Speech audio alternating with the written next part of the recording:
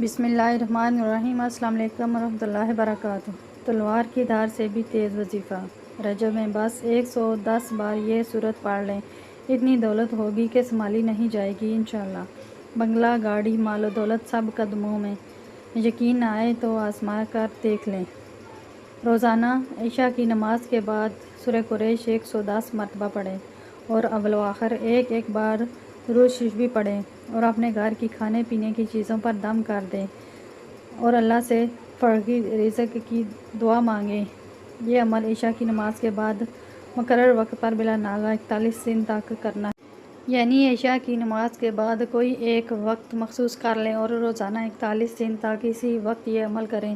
41 دن کے بعد سورہ قریش روزانہ 72 مرتبہ پڑھنے کا معمول بنا لیں، انشاءاللہ رزق کی فکر سے آزاد ہو جائیں گے۔